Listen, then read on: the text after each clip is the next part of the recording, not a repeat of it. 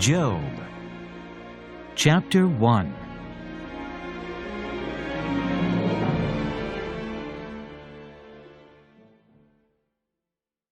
Prologue. In the land of Uz there lived a man whose name was Job. This man was blameless and upright. He feared God and shunned evil. He had 7 sons and 3 daughters, and he owned 7,000 sheep, 3,000 camels, 500 yoke of oxen, and 500 donkeys, and had a large number of servants. He was the greatest man among all the people of the East. His sons used to take turns holding feasts in their homes, and they would invite their 3 sisters to eat and drink with them. When a period of feasting had run its course, Job would send and have them purified. Early in the morning he would sacrifice a burnt offering for each of them, thinking, "Perhaps my children have sinned and cursed God in their hearts." This was Job's regular custom. Job's first test. One day the angels came to present themselves before the Lord, and Satan also came with them. The Lord said to Satan, "Where have you come from?" Satan answered the Lord, "From roaming through the earth and going back and forth in it." Then the Lord said to Satan, "Have you considered my servant Job? There is no one on earth like him. He is blameless and upright, a man who fears God and shuns evil." "Does Job fear God for nothing?" Satan replied. "Have you not put a hedge around him and his household and everything he has? You have blessed the work of his hands, so that his flocks and herds are spread throughout the land. But stretch out your hand and strike everything he has, and he will surely curse you to your face." The Lord said to Satan, "Very well then, everything he has is in your hands, but on the man himself do not lay a finger." Then Satan went out from the presence of the Lord. One day, when Job's sons and daughters were feasting and drinking wine at the oldest brother's house, a messenger came to Job and said, "The oxen were plowing and the donkeys were grazing nearby, and the Sabaeans attacked and carried them off. They put the servants to the sword, and I am the only one who has escaped to tell you." While he was still speaking, another messenger came and said, "The fire of God fell from the sky and burned up the sheep and the servants, and I am the only one who has escaped to tell you." While he was still speaking, another messenger came and said, "The Chaldeans formed 3 raiding parties and swept down on your camels and carried them off. They put the servants to the sword, and I am the only one who has escaped to tell you." While he was still speaking, yet another messenger came and said, "Your sons and daughters were feasting and drinking wine at the oldest brother's house, when suddenly a mighty wind swept in from the desert and struck the 4 corners of the house. It collapsed on them, and they are dead, and I am the only one who has escaped to tell you." At this, Job got up and tore his robe and shaved his head. Then he fell to the ground in worship and said, "Naked I came from my mother's womb, and naked I will depart. The Lord gave, and the Lord has taken away. May the name of the Lord be praised." In all this, Job did not sin by charging God with wrongdoing.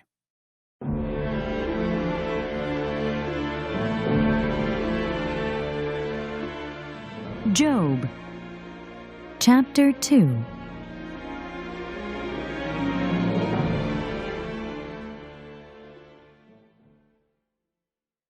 Job's second test.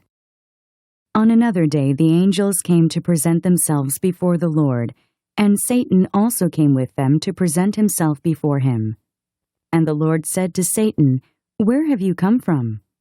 Satan answered the Lord, "From roaming through the earth and going back and forth in it." Then the Lord said to Satan, "Have you considered my servant Job? There is no one on earth like him. He is blameless and upright, a man who fears God and shuns evil. And he still maintains his integrity, though you incited me against him to ruin him without any reason." "Skin for skin," Satan replied. "A man will give all he has for his own life, but stretch out your hand and strike his flesh and bones, and he will surely curse you to your face."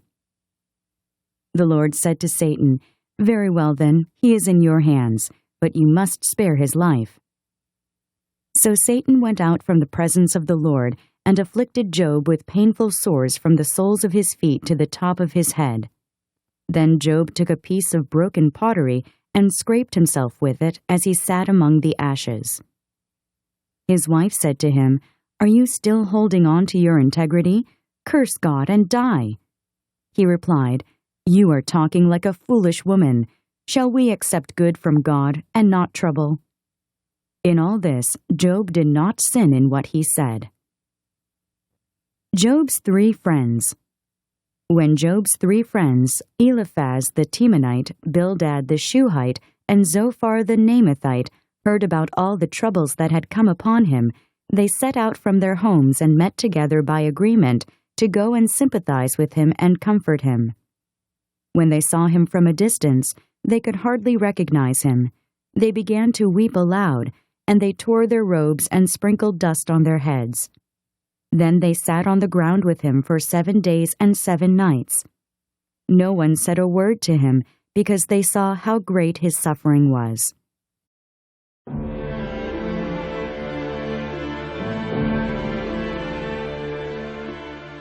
Job, Chapter 3.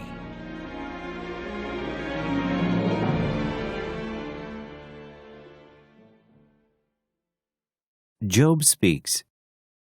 After this, Job opened his mouth and cursed the day of his birth. He said, "May the day of my birth perish, and the night it was said, a boy is born. That day may it turn to darkness. May God above not care about it. May no light shine upon it. May darkness and deep shadow claim it once more. May a cloud settle over it. May blackness overwhelm its light. That night may thick darkness seize it. May it not be included among the days of the year, nor be entered in any of the months. May that night be barren. May no shout of joy be heard in it. May those who curse days curse that day, those who are ready to rouse Leviathan. May its morning stars become dark. May it wait for daylight in vain, and not see the first rays of dawn. For it did not shut the doors of the womb on me, to hide trouble from my eyes. Why did I not perish at birth, and die as I came from the womb? Why were there knees to receive me, and breasts that I might be nursed? For now I would be lying down in peace. I would be asleep and at rest, with kings and counselors of the earth, who built for themselves places now lying in ruins, with rulers who had gold, who filled their houses with silver. Or why was I not hidden in the ground like a stillborn child, like an infant who never saw the light of day? There the wicked cease from turmoil, and there the weary are at rest. Captives also enjoy their ease. They no longer hear the slave drivers shout. The small and the great are there, and the slave is freed from his master. Why is light given to those in misery, and life to the bitter of soul? To those who long for death that does not come, who search for it more than for hidden treasure, who are filled with gladness, and rejoice when they reach the grave. Why is life given to a man, whose way is hidden, whom God has hedged in? For sighing comes to me instead of food, my groans pour out like water. What I feared has come upon me, what I dreaded has happened to me. I have no peace, no quietness, I have no rest, but only turmoil.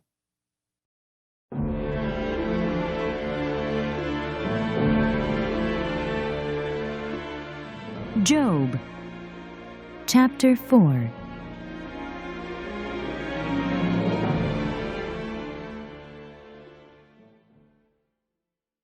Eliphaz.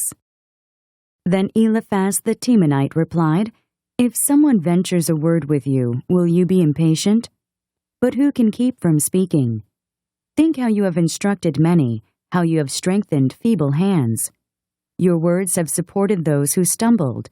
You have strengthened faltering knees. But now trouble comes to you and you are discouraged. It strikes you and you are dismayed. Should not your piety be your confidence and your blameless ways your hope? Consider now, who, being innocent, has ever perished? Where were the upright ever destroyed? As I have observed, those who plow evil and those who sow trouble reap it. At the breath of God they are destroyed. At the blast of his anger they perish. The lions may roar and growl, yet the teeth of the great lions are broken. The lion perishes for lack of prey, and the cubs of the lioness are scattered. A word was secretly brought to me. My ears caught a whisper of it. Amid disquieting dreams in the night, when deep sleep falls on men, fear and trembling seized me and made all my bones shake. A spirit glided past my face, and the hair on my body stood on end. It stopped, but I could not tell what it was. A form stood before my eyes, and I heard a hushed voice. Can a mortal be more righteous than God? Can a man be more pure than his Maker? If God places no trust in his servants, if he charges his angels with error, how much more those who live in houses of clay, whose foundations are in the dust, who are crushed more readily than a moth? Between dawn and dusk they are broken to pieces. Unnoticed, they perish forever. Are not the cords of their tent pulled up so that they die without wisdom?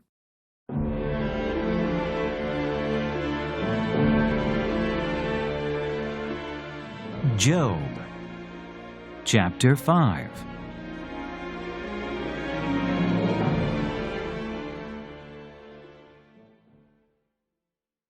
Call if you will, but who will answer you? To which of the holy ones will you turn? Resentment kills a fool, and envy slays the simple. I myself have seen a fool taking root, but suddenly his house was cursed. His children are far from safety, crushed in court without a defender. The hungry consume his harvest, taking it even from among thorns, and the thirsty pant after his wealth. For hardship does not spring from the soil, nor does trouble sprout from the ground. Yet man is born to trouble, as surely as sparks fly upward. But if it were I would appeal to God. I would lay my cause before him. He performs wonders that cannot be fathomed, miracles that cannot be counted. He bestows rain on the earth. He sends water upon the countryside. The lowly he sets on high, and those who mourn are lifted to safety. He thwarts the plans of the crafty, so that their hands achieve no success. He catches the wise in their craftiness, and the schemes of the wily are swept away. Darkness comes upon them in the daytime. At noon they grope as in the night. He saves the needy from the sword in their mouth. He saves them from the clutches of the powerful. So the poor have hope, and injustice shuts its mouth. Blessed is the man whom God corrects, so do not despise the discipline of the Almighty, for he wounds, but he also binds up. He injures, but his hands also heal. From 6 calamities he will rescue. In 7 no harm will befall you. In famine he will ransom you from death, and in battle from the stroke of the sword. You will be protected from the lash of the tongue, and need not fear when destruction comes. You will laugh at destruction and famine, and need not fear the beasts of the earth. For you will have a covenant with the stones of the field, and the wild animals will be at peace with you. You will know that your tent is secure. You will take stock of your property, and find nothing missing. You will know that your children will be many, and your descendants like the grass of the earth. You will come to the grave in full vigor, like sheaves gathered in season. We have examined this, and it is true. So hear it and apply it to yourself.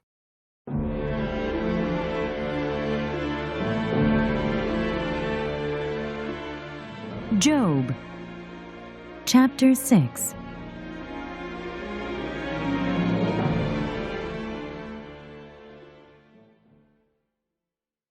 Job.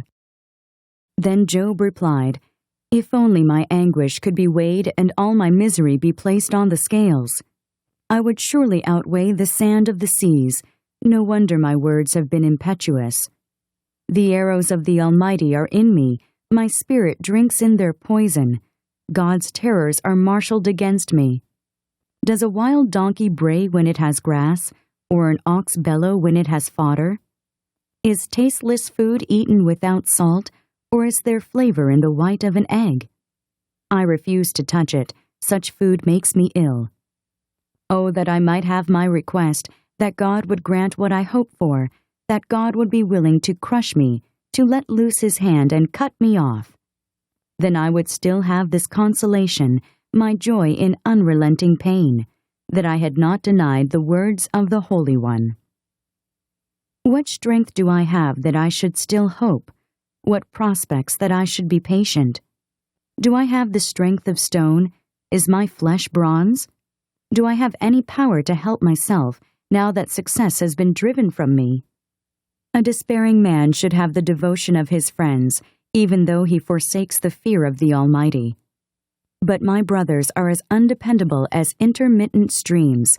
as the streams that overflow when darkened by thawing ice and swollen with melting snow, but that cease to flow in the dry season, and in the heat vanish from their channels. Caravans turn aside from their routes. They go up into the wasteland and perish. The caravans of Tema look for water. The traveling merchants of Sheba look in hope. They are distressed because they had been confident. They arrive there only to be disappointed. Now you too have proved to be of no help. You see something dreadful and are afraid. Have I ever said, "Give something on my behalf, pay a ransom for me from your wealth, deliver me from the hand of the enemy, ransom me from the clutches of the ruthless"? Teach me, and I will be quiet.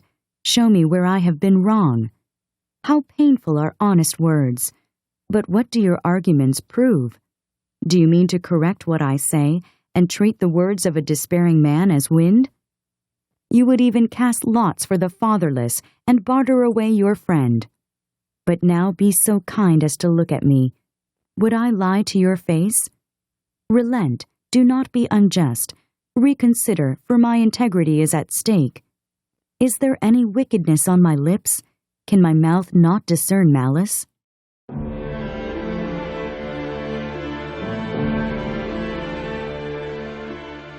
Job, chapter 7.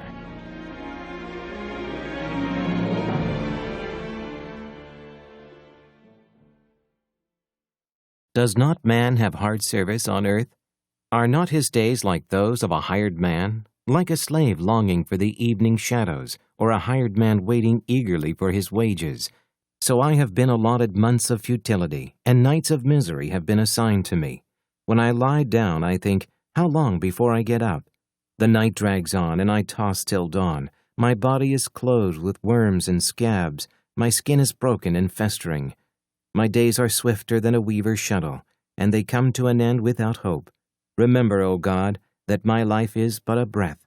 My eyes will never see happiness again. The eye that now sees me will see me no longer. You will look for me, but I will be no more. As a cloud vanishes and is gone, so he who goes down to the grave does not return. He will never come to his house again. His place will know him no more. Therefore I will not keep silent. I will speak out in the anguish of my spirit. I will complain in the bitterness of my soul. Am I the sea or the monster of the deep that you put me under guard? When I think my bed will comfort me and my couch will ease my complaint, even then you frighten me with dreams and terrify me with visions, so that I prefer strangling and death rather than this body of mine. I despise my life. I would not live forever. Let me alone. My days have no meaning. What is man that you make so much of him, that you give him so much attention, that you examine him every morning and test him every moment? Will you never look away from me, or let me alone even for an instant? If I have sinned, what have I done to you, O watcher of men? Why have you made me your target? Have I become a burden to you? Why do you not pardon my offenses and forgive my sins? For I will soon lie down in the dust. You will search for me, but I will be no more.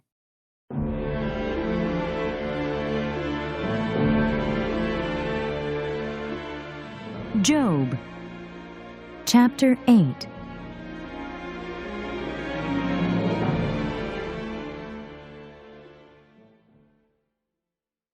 Bildad. Then Bildad the Shuhite replied, "How long will you say such things? Your words are a blustering wind. Does God pervert justice? Does the Almighty pervert what is right? When your children sinned against him, he gave them over to the penalty of their sin. But if you will look to God and plead with the Almighty, if you are pure and upright, even now he will rouse himself on your behalf and restore you to your rightful place. Your beginnings will seem humble, so prosperous will your future be. Ask the former generations and find out what their fathers learned, for we were born only yesterday and know nothing, and our days on earth are but a shadow. Will they not instruct you and tell you? Will they not bring forth words from their understanding? Can papyrus grow tall where there is no marsh? Can reeds thrive without water? While still growing and uncut, they wither more quickly than grass. Such is the destiny of all who forget God, so perishes the hope of the godless. What he trusts in is fragile. What he relies on is a spider's web. He leans on his web, but it gives way. He clings to it, but it does not hold. He is like a well-watered plant in the sunshine, spreading its shoots over the garden. It entwines its roots around a pile of rocks and looks for a place among the stones. But when it is torn from its spot, that place disowns it and says, "I never saw you." Surely its life withers away, and from the soil other plants grow. Surely God does not reject a blameless man or strengthen the hands of evildoers. He will yet fill your mouth with laughter and your lips with shouts of joy. Your enemies will be clothed in shame, and the tents of the wicked will be no more.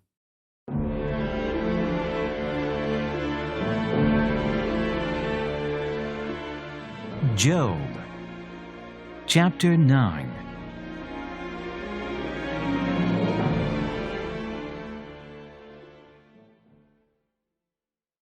Job.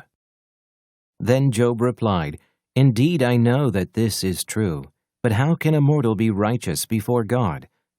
Though one wished to dispute with him, he could not answer him one time out of 1,000. His wisdom is profound, his power is vast. Who has resisted him and come out unscathed?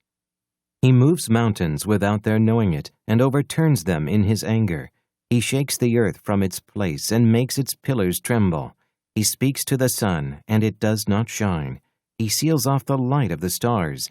He alone stretches out the heavens, and treads on the waves of the sea. He is the maker of the Bear and Orion, the Pleiades and the constellations of the south. He performs wonders that cannot be fathomed, miracles that cannot be counted. When he passes me, I cannot see him. When he goes by, I cannot perceive him. If he snatches away, who can stop him? Who can say to him, "What are you doing?" God does not restrain his anger. Even the cohorts of Rahab cowered at his feet. How then can I dispute with him? How can I find words to argue with him? Though I were innocent, I could not answer him. I could only plead with my judge for mercy. Even if I summoned him and he responded, I do not believe he would give me a hearing. He would crush me with a storm and multiply my wounds for no reason. He would not let me regain my breath, but would overwhelm me with misery. If it is a matter of strength, he is mighty. And if it is a matter of justice, who will summon him? Even if I were innocent, my mouth would condemn me. If I were blameless, it would pronounce me guilty. Although I am blameless, I have no concern for myself. I despise my own life. It is all the same. That is why I say, he destroys both the blameless and the wicked. When a scourge brings sudden death, he mocks the despair of the innocent. When a land falls into the hands of the wicked, he blindfolds its judges. If it is not he, then who is it? My days are swifter than a runner. They fly away without a glimpse of joy. They skim past like boats of papyrus, like eagles swooping down on their prey. If I say, I will forget my complaint, I will change my expression and smile, I still dread all my sufferings, for I know you will not hold me innocent. Since I am already found guilty, why should I struggle in vain? Even if I washed myself with soap and my hands with washing soda, you would plunge me into a slime pit, so that even my clothes would detest me. He is not a man like me that I might answer him, that we might confront each other in court. If only there were someone to arbitrate between us, to lay his hand upon us both. Someone to remove God's rod from me, so that his terror would frighten me no more. Then I would speak up without fear of him, but as it now stands with me, I cannot.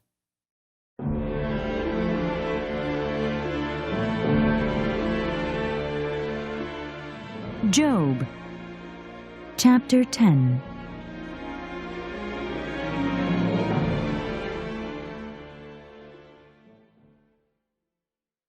I loathe my very life. Therefore I will give free rein to my complaint and speak out in the bitterness of my soul. I will say to God, do not condemn me, but tell me what charges you have against me. Does it please you to oppress me? to spurn the work of your hands while you smile on the schemes of the wicked? Do you have eyes of flesh? Do you see as a mortal sees? Are your days like those of a mortal, or your years like those of a man, that you must search out my faults and probe after my sin, though you know that I am not guilty, and that no one can rescue me from your hand? Your hands shaped me and made me. Will you now turn and destroy me? Remember that you molded me like clay. Will you now turn me to dust again? Did you not pour me out like milk and curdle me like cheese, clothe me with skin and flesh, and knit me together with bones and sinews? You gave me life and showed me kindness, and in your providence watched over my spirit. But this is what you concealed in your heart, and I know that this was in your mind. If I sinned, you would be watching me, and would not let my offense go unpunished. If I am guilty, woe to me! Even if I am innocent, I cannot lift my head. For I am full of shame and drowned in my affliction. If I hold my head high, you stalk me like a lion, and again display your awesome power against me. You bring new witnesses against me, and increase your anger toward me. Your forces come against me wave upon wave. Why then did you bring me out of the womb? I wish I had died before any eye saw me. If only I had never come into being, or had been carried straight from the womb to the grave. Are not my few days almost over? Turn away from me, so I can have a moment's joy before I go to the place of no return, to the land of gloom and deep shadow, to the land of deepest night, of deep shadow and disorder, where even the light is like darkness.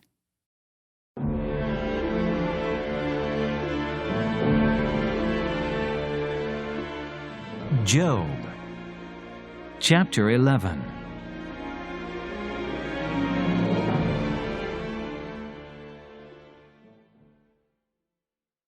Zophar. Then Zophar the Naamathite replied, Are all these words to go unanswered? Is this talker to be vindicated? Will your idle talk reduce men to silence? Will no one rebuke you when you mock? You say to God, My beliefs are flawless, and I am pure in your sight. Oh, how I wish that God would speak, that he would open his lips against you and disclose to you the secrets of wisdom, for true wisdom has two sides. Know this, God has even forgotten some of your sin. Can you fathom the mysteries of God? Can you probe the limits of the Almighty? They are higher than the heavens. What can you do? They are deeper than the depths of the grave. What can you know? Their measure is longer than the earth and wider than the sea. If he comes along and confines you in prison and convenes a court, who can oppose him? Surely he recognizes deceitful men, and when he sees evil, does he not take note? But a witless man can no more become wise than a wild donkey's coat can be born a man. Yet if you devote your heart to him and stretch out your hands to him, if you put away the sin that is in your hand and allow no evil to dwell in your tent, then you will lift up your face without shame. You will stand firm and without fear. You will surely forget your trouble, recalling it only as waters gone by. Life will be brighter than noonday, and darkness will become like morning. You will be secure because there is hope. You will look about you and take your rest in safety. You will lie down with no one to make you afraid, and many will court your favor. But the eyes of the wicked will fail, and escape will elude them. Their hope will become a dying gasp.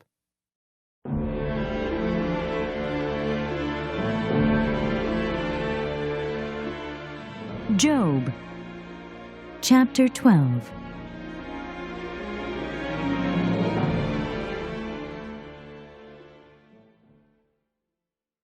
Job. Then Job replied, Doubtless you are the people, and wisdom will die with you. But I have a mind as well as you. I am not inferior to you. Who does not know all these things? I have become a laughingstock to my friends, though I called upon God and he answered, a mere laughingstock, though righteous and blameless. Men at ease have contempt for misfortune as the fate of those whose feet are slipping. The tents of marauders are undisturbed, and those who provoke God are secure, those who carry their God in their hands. But ask the animals, and they will teach you, or the birds of the air, and they will tell you. Or speak to the earth, and it will teach you, or let the fish of the sea inform you. Which of all these does not know that the hand of the Lord has done this? In his hand is the life of every creature, and the breath of all mankind.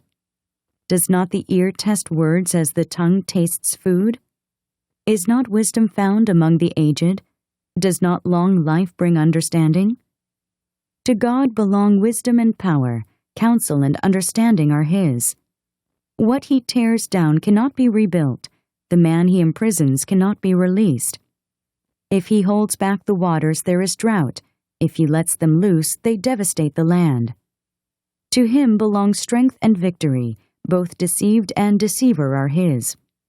He leads counselors away stripped, and makes fools of judges. He takes off the shackles put on by kings, and ties a loincloth around their waist. He leads priests away stripped, and overthrows men long established.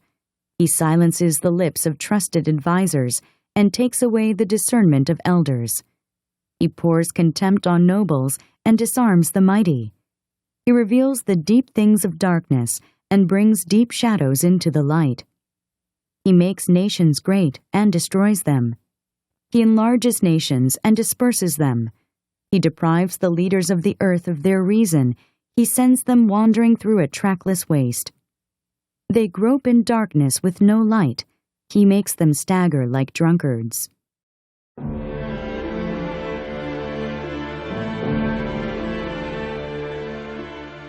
Job, chapter 13.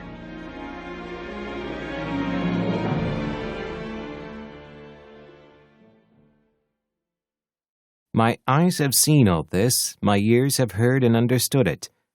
What you know I also know. I am not inferior to you, but I desire to speak to the Almighty and to argue my case with God.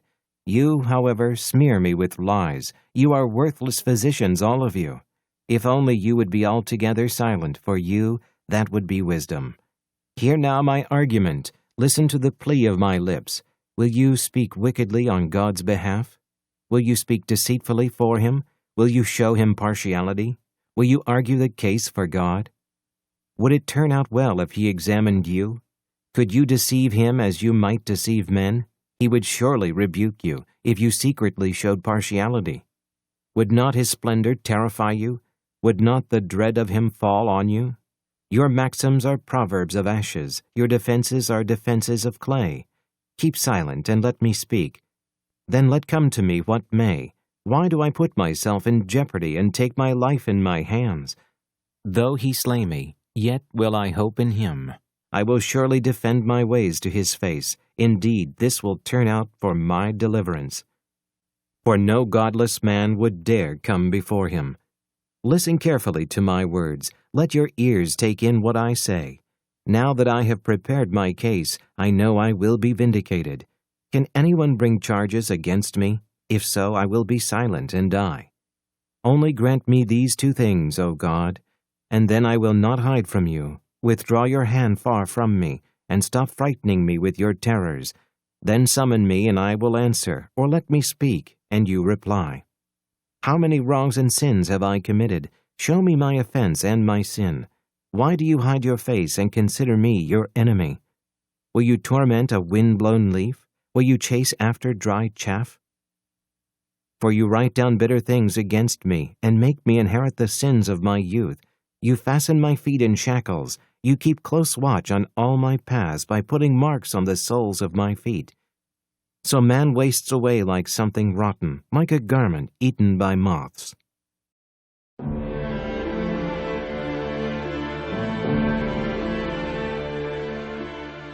Job, chapter 14.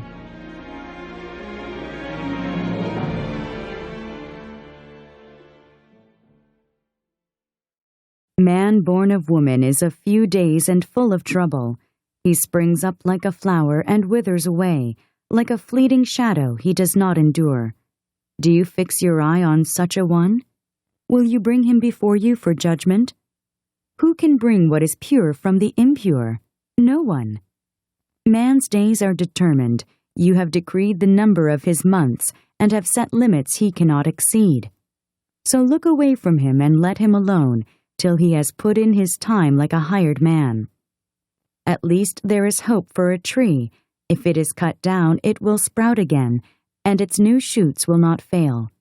Its roots may grow old in the ground, and its stump die in the soil, yet at the scent of water it will bud and put forth shoots like a plant. But man dies and is laid low. He breathes his last and is no more. As water disappears from the sea, or a riverbed becomes parched and dry, so man lies down and does not rise. Till the heavens are no more, men will not awake or be roused from their sleep. If only you would hide me in the grave and conceal me till your anger has passed. If only you would set me a time and then remember me. If a man dies, will he live again? All the days of my hard service, I will wait for my renewal to come. You will call and I will answer you.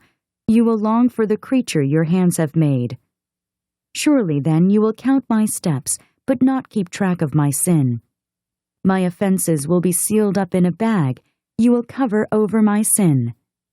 But as a mountain erodes and crumbles, and as a rock is moved from its place, as water wears away stones and torrents wash away the soil, so you destroy man's hope. You overpower him once for all, and he is gone. You change his countenance and send him away. If his sons are honored, he does not know it. If they are brought low, he does not see it. He feels but the pain of his own body, and mourns only for himself.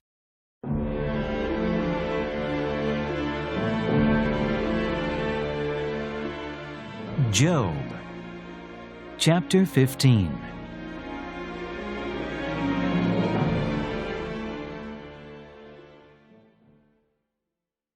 Eliphaz.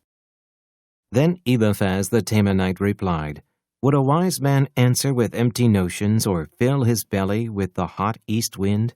Would he argue with useless words, with speeches that have no value?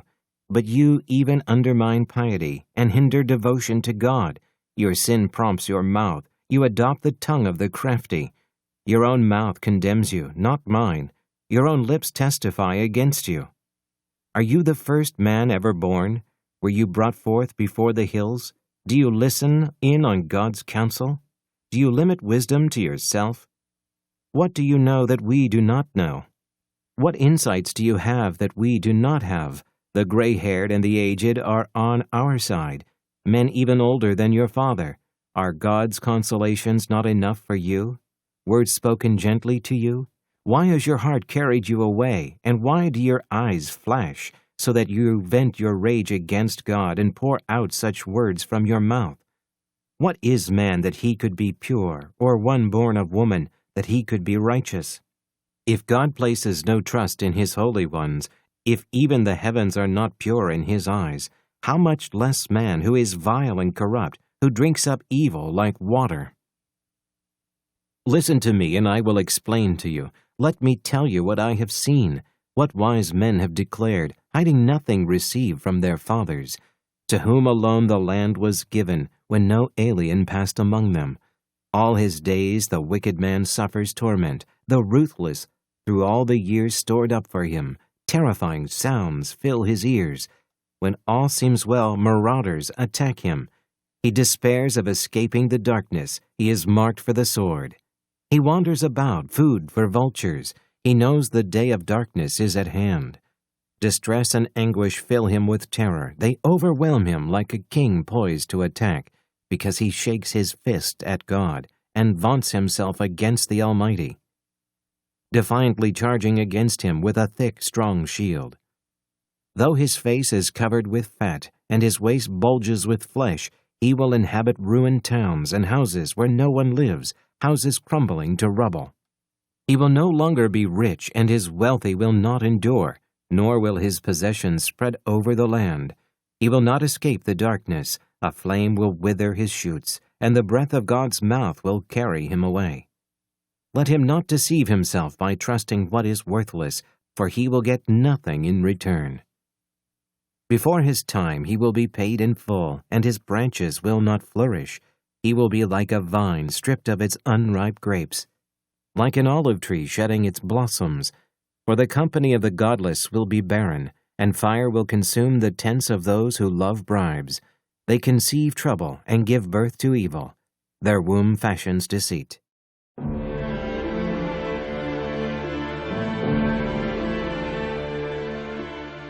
Job, chapter 16.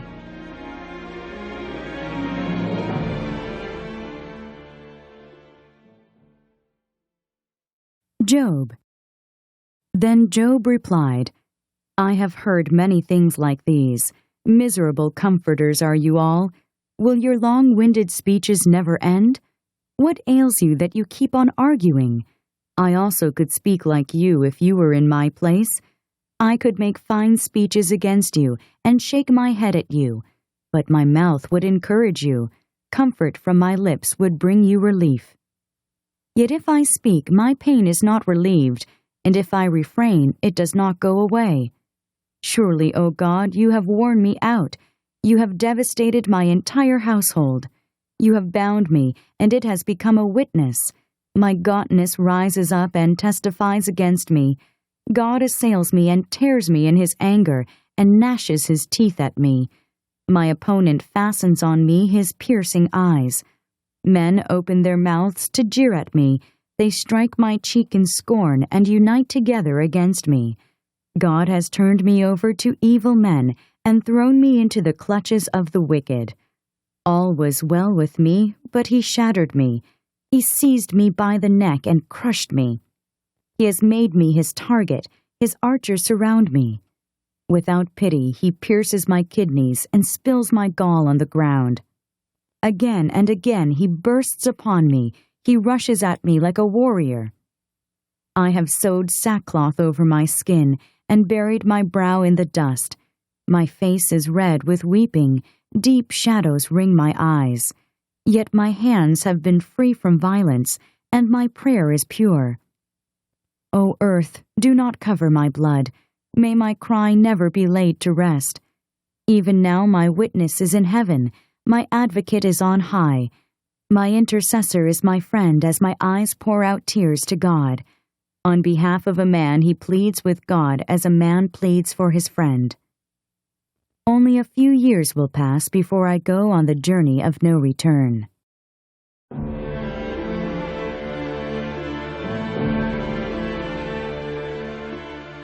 Job, chapter 17.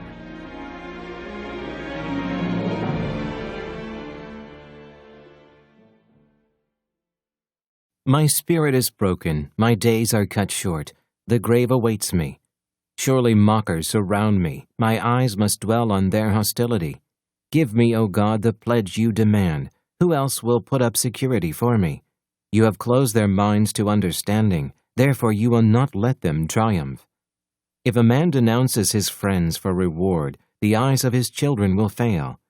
God has made me a byword to everyone, a man in whose face people spit. My eyes have grown dim with grief. My whole frame is but a shadow. Upright men are appalled at this. The innocent are aroused against the ungodly. Nevertheless, the righteous will hold to their ways, and those with clean hands will grow stronger. But come on, all of you, try again. I will not find a wise man among you. My days have passed, my plans are shattered, and so are the desires of my heart. These men turn night into day. In the face of darkness, they say, light is near. If the only home I hope for is the grave, if I spread out my bed in darkness, if I say to corruption, you are my father, and to the worm, my mother or my sister, where then is my hope? Who can see any hope for me? Will it go down to the gates of death? Will we descend together into the dust?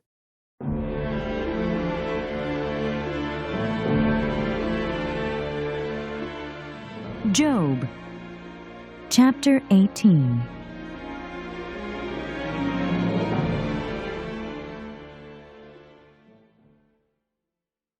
Bildad. Then Bildad the Shuhite replied, When will you end these speeches? Be sensible, and then we can talk. Why are we regarded as cattle and considered stupid in your sight? You who tear yourself to pieces in your anger, is the earth to be abandoned for your sake? Or must the rocks be moved from their place? The lamp of the wicked is snuffed out, the flame of his fire stops burning. The light in his tent becomes dark, the lamp beside him goes out. The vigor of his step is weakened, his own schemes throw him down. His feet thrust him into a net as he wanders into its mesh. A trap seizes him by the heel, a snare holds him fast. A noose is hidden for him on the ground, a trap lies in his path. Terrors startle him on every side and dog his every step. Calamity is hungry for him, disaster is ready for him when he falls.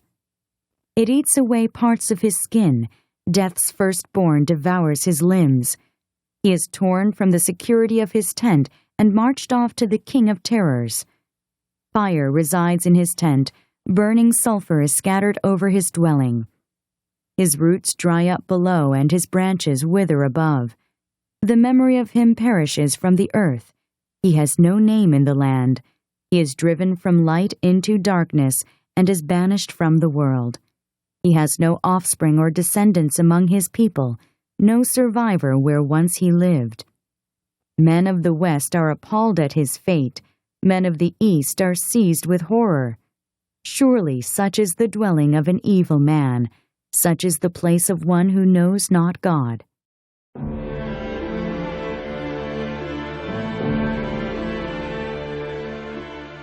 Job, chapter 19.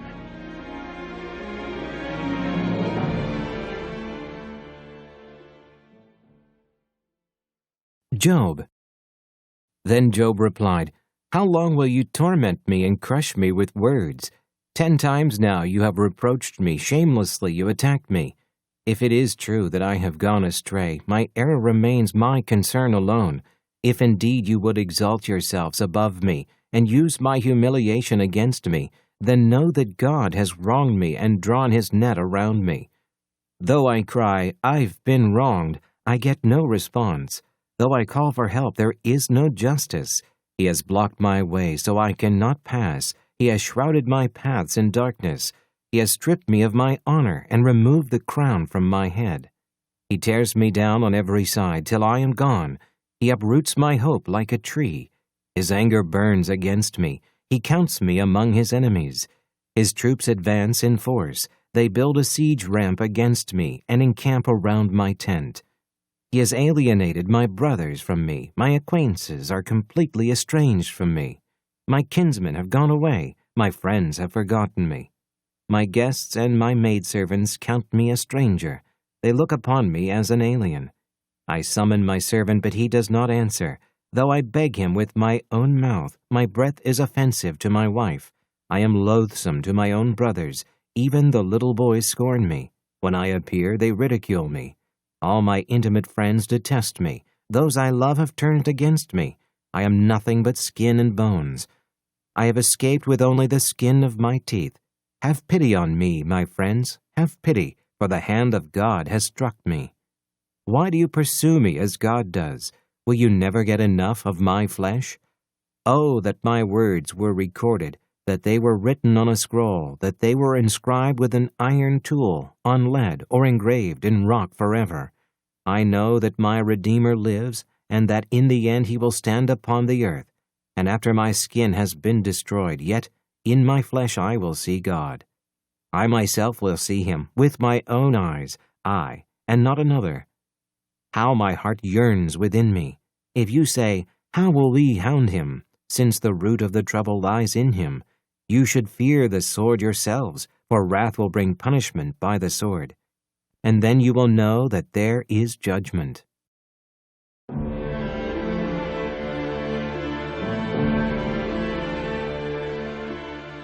Job, chapter 20.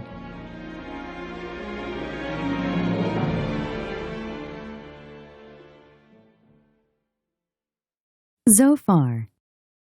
Then Zophar the Naamathite replied, "My troubled thoughts prompt me to answer, because I am greatly disturbed.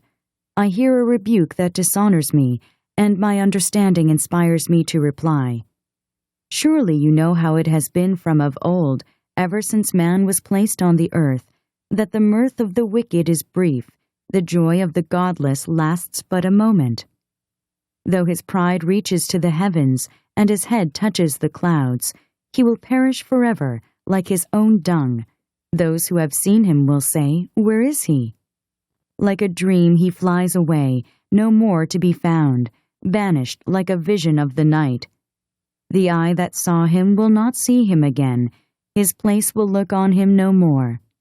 His children must make amends to the poor, his own hands must give back his wealth. The youthful vigor that fills his bones will lie with him in the dust.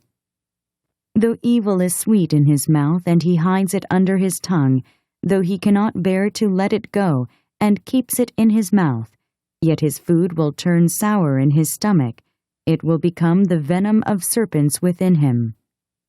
He will spit out the riches he swallowed, God will make his stomach vomit them up. He will suck the poison of serpents, the fangs of an adder will kill him. He will not enjoy the streams, the rivers flowing with honey and cream. What he toiled for he must give back uneaten. He will not enjoy the profit from his trading. For he has oppressed the poor and left them destitute. He has seized houses he did not build. Surely he will have no respite from his craving. He cannot save himself by his treasure. Nothing is left for him to devour. His prosperity will not endure. In the midst of his plenty, distress will overtake him.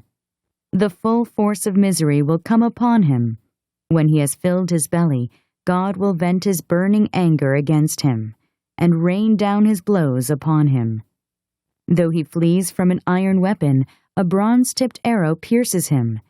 He pulls it out of his back, the gleaming point out of his liver. Terrors will come over him.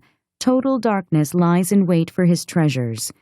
A fire unfanned will consume him and devour what is left in his tent. The heavens will expose his guilt. The earth will rise up against him. A flood will carry off his house, rushing waters on the day of God's wrath.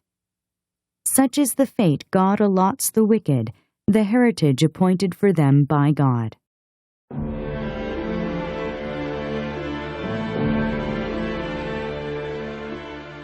Job, chapter 21.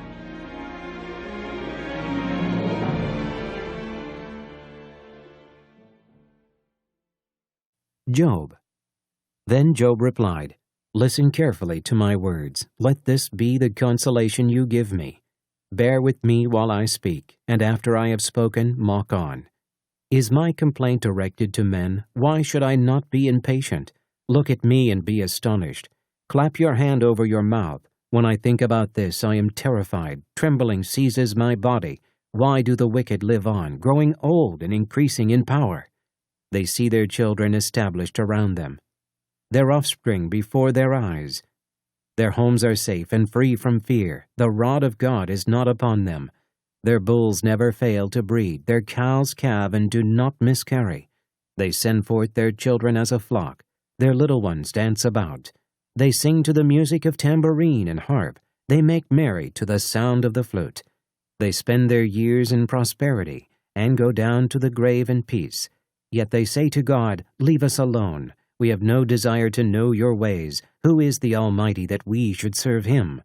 What would we gain by praying to him? But their prosperity is not in their own hands, so I stand aloof from the counsel of the wicked. Yet how often is the lamp of the wicked snuffed out?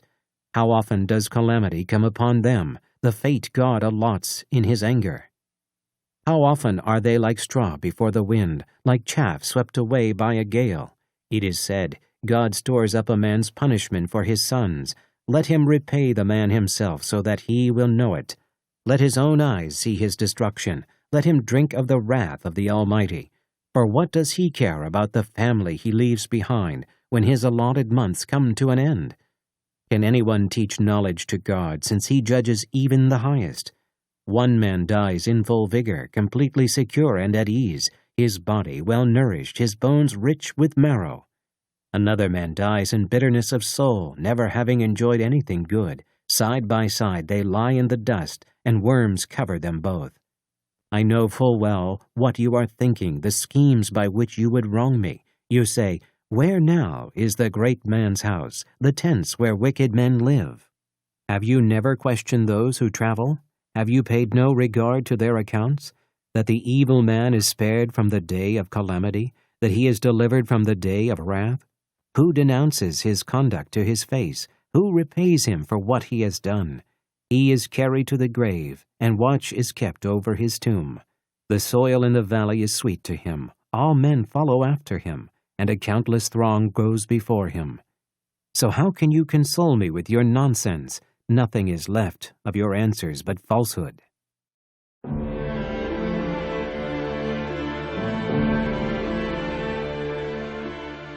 Job, chapter 22.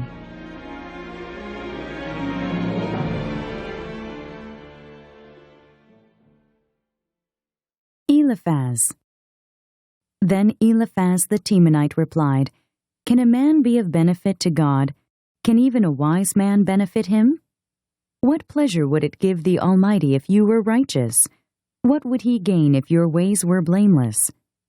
Is it for your piety that he rebukes you and brings charges against you? Is not your wickedness great? Are not your sins endless? You demanded security from your brothers for no reason. You stripped men of their clothing, leaving them naked. You gave no water to the weary, and you withheld food from the hungry, though you were a powerful man owning land, an honored man living on it. And you sent widows away empty-handed, and broke the strength of the fatherless. That is why snares are all around you, why sudden peril terrifies you, why it is so dark you cannot see, and why a flood of water covers you. Is not God in the heights of heaven? And see how lofty are the highest stars. Yet you say, What does God know? Does he judge through such darkness? Thick clouds veil him, so he does not see us as he goes about in the vaulted heavens. Will you keep to the old path that evil men have trod? They were carried off before their time, their foundations washed away by a flood. They said to God, Leave us alone. What can the Almighty do to us? Yet it was he who filled their houses with good things. So I stand aloof from the counsel of the wicked. The righteous see their ruin and rejoice. The innocent mock them, saying, Surely our foes are destroyed, and fire devours their wealth. Submit to God and be at peace with him. In this way prosperity will come to you. Accept instruction from his mouth, and lay up his words in your heart. If you return to the Almighty, you will be restored. If you remove wickedness far from your tent, and assign your nuggets to the dust, your gold of Ophir to the rocks in the ravines, then the Almighty will be your gold, the choicest silver for you. Surely then you will find delight in the Almighty, and will lift up your face to God. You will pray to him, and he will hear you, and you will fulfill your vows. What you decide on will be done, and light will shine on your ways. When men are brought low and you say, Lift them up, then he will save the downcast. He will deliver even one who is not innocent, who will be delivered through the cleanness of your hands.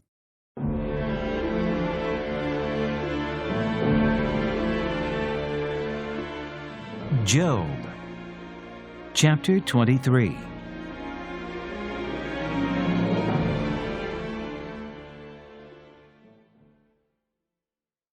Job. Then Job replied, Even today my complaint is bitter. His hand is heavy in spite of my groaning. If only I knew where to find him. If only I could go to his dwelling, I would state my case before him and fill my mouth with arguments. I would find out what he would answer me, and consider what he would say. Would he oppose me with great power? No, he would not press charges against me. There an upright man could present his case before him, and I would be delivered forever from my judge. But if I go to the east, he is not there. If I go to the west, I do not find him. When he is at work in the north, I do not see him. When he turns to the south, I catch no glimpse of him. But he knows the way that I take. When he has tested me, I will come forth as gold. My feet have closely followed his steps. I have kept to his way without turning aside. I have not departed from the commands of his lips. I have treasured the words of his mouth more than my daily bread. But he stands alone, and who can oppose him? He does whatever he pleases. He carries out his decree against me, and many such plans he still has in store. That is why I am terrified before him. When I think of all this, I fear him. God has made my heart faint. The Almighty has terrified me. Yet I am not silenced by the darkness, by the thick darkness that covers my face.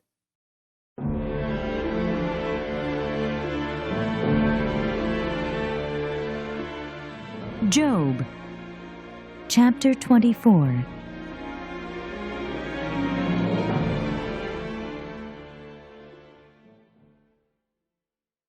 Why does the Almighty not set times for judgment? Why must those who know him look in vain for such days? Men move boundary stones. They pasture flocks they have stolen.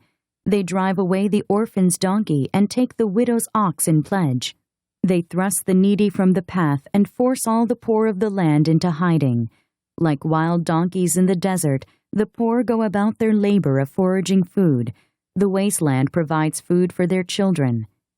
They gather fodder in the fields and glean in the vineyards of the wicked. Lacking clothes, they spend the night naked. They have nothing to cover themselves in the cold.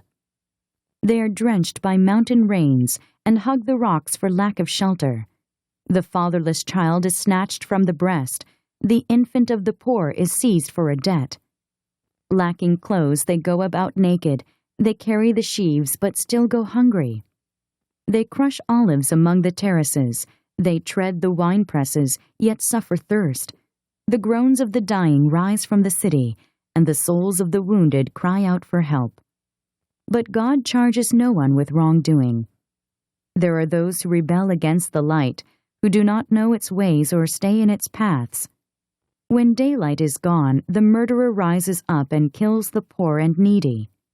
In the night he steals forth like a thief. The eye of the adulterer watches for dusk.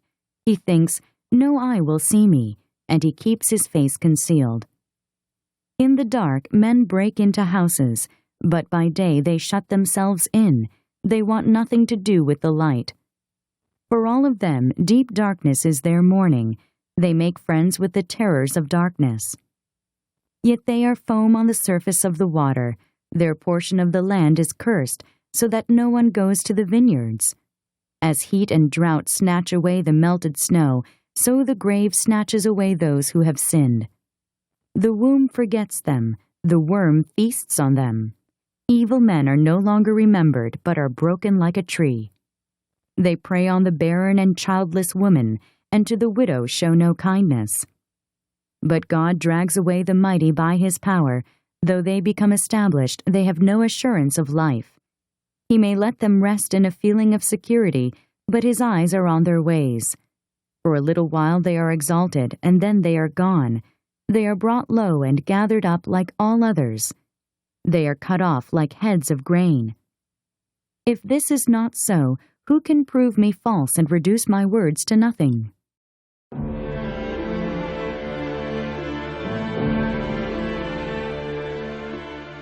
Job, chapter 25.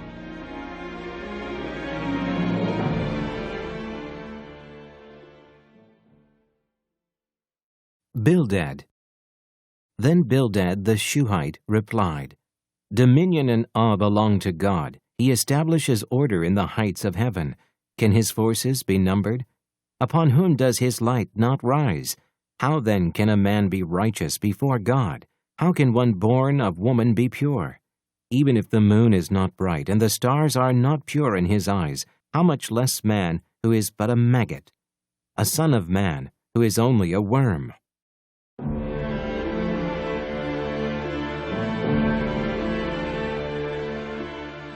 Job, chapter 26.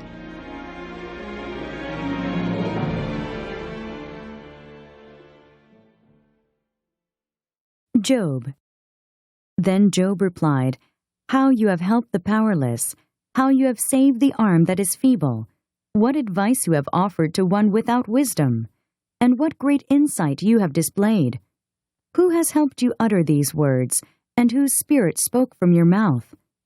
The dead are in deep anguish, those beneath the waters and all that live in them. Death is naked before God, destruction lies uncovered. He spreads out the northern skies over empty space. He suspends the earth over nothing. He wraps up the waters in his clouds, yet the clouds do not burst under their weight. He covers the face of the full moon, spreading his clouds over it. He marks out the horizon on the face of the waters for a boundary between light and darkness. The pillars of the heavens quake, aghast at his rebuke. By his power he churned up the sea. By his wisdom he cut Rahab to pieces. By his breath the skies became fair. His hand pierced the gliding serpent. And these are but the outer fringe of his works. How faint the whisper we hear of them! Who then can understand the thunder of his power?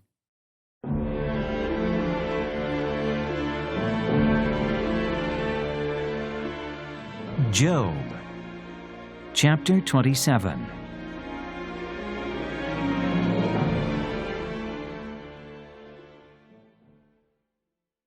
And Job continued his discourse. As surely as God lives, who has denied me justice? The Almighty, who has made me taste bitterness of soul. As long as I have life within me, the breath of God in my nostrils, my lips will not speak wickedness, and my tongue will utter no deceit. I will never admit you are in the right till I die. I will not deny my integrity.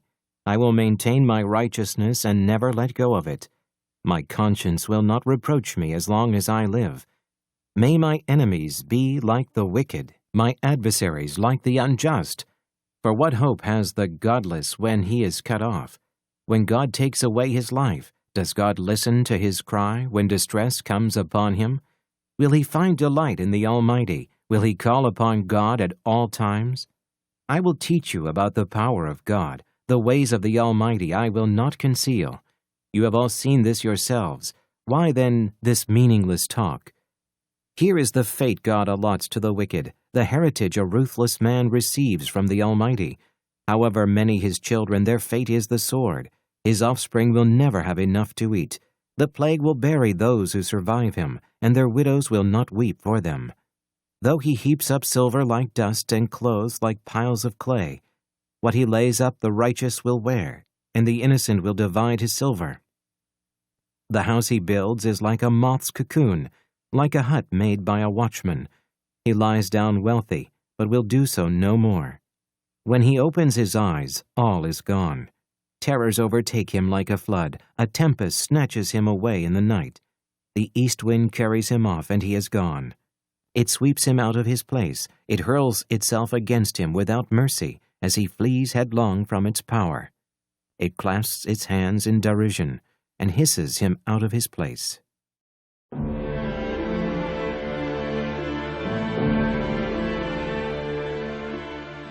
Job, chapter 28.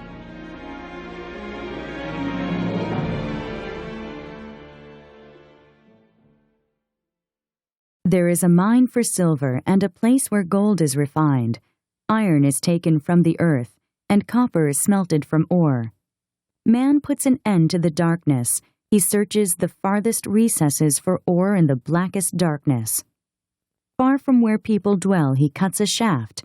In places forgotten by the foot of man, far from men he dangles and sways. The earth from which food comes is transformed below as by fire. Sapphires come from its rocks, and its dust contains nuggets of gold. No bird of prey knows that hidden path. No falcon's eye has seen it. Proud beasts do not set foot on it, and no lion prowls there. Man's hand assaults the flinty rock and lays bare the roots of the mountains. He tunnels through the rock. His eyes see all its treasures. He searches the sources of the rivers and brings hidden things to light. But where can wisdom be found? Where does understanding dwell? Man does not comprehend its worth. It cannot be found in the land of the living. The deep says, "It is not in me." The sea says, "It is not with me." It cannot be bought with the finest gold, nor can its price be weighed in silver. It cannot be bought with the gold of Ophir, with precious onyx or sapphires. Neither gold nor crystal can compare with it, nor can it be had for jewels of gold. Coral and jasper are not worthy of mention. The price of wisdom is beyond rubies. The topaz of Cush cannot compare with it. It cannot be bought with pure gold. Where then does wisdom come from? Where does understanding dwell? It is hidden from the eyes of every living thing, concealed even from the birds of the air. Destruction and death say, only a rumor of it has reached our ears. God understands the way to it, and He alone knows where it dwells, for He views the ends of the earth and sees everything under the heavens. When He established the force of the wind and measured out the waters, when He made a decree for the rain and a path for the thunderstorm, then He looked at wisdom and appraised it. He confirmed it and tested it. And He said to man, "The fear of the Lord, that is wisdom, and to shun evil is understanding."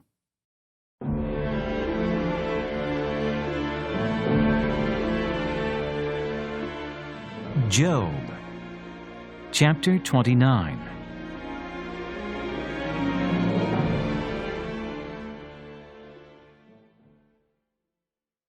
Job continued his discourse. How I long for the months gone by, for the days when God watched over me, when His lamp shone upon my head, and by His light I walked through darkness. Oh, for the days when I was in my prime, when God's intimate friendship blessed my house, when the Almighty was still with me, and my children were around me, when my path was drenched with cream, and the rock poured out for me streams of olive oil. When I went to the gate of the city and took my seat in the public square, the young men saw me and stepped aside, and the old men rose to their feet. The chief men refrained from speaking and covered their mouths with their hands. The voices of the nobles were hushed, and their tongues stuck to the roof of their mouths. Whoever heard me spoke well of me, and those who saw me commended me, because I rescued the poor who cried for help, and the fatherless who had none to assist him. The man who was dying blessed me. I made the widow's heart sing. I put on righteousness as my clothing. Justice was my robe and my turban.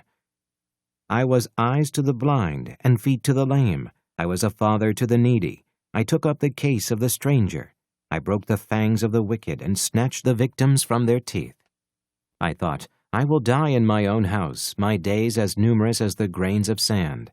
My roots will reach to the water, and the dew will lie all night on my branches. My glory will remain fresh in me, the bow ever new in my hand.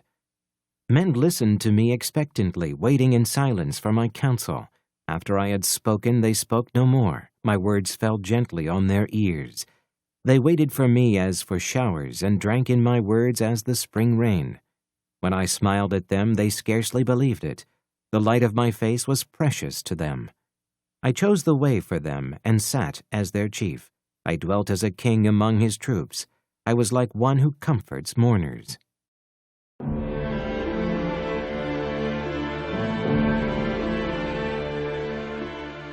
Job, chapter 30.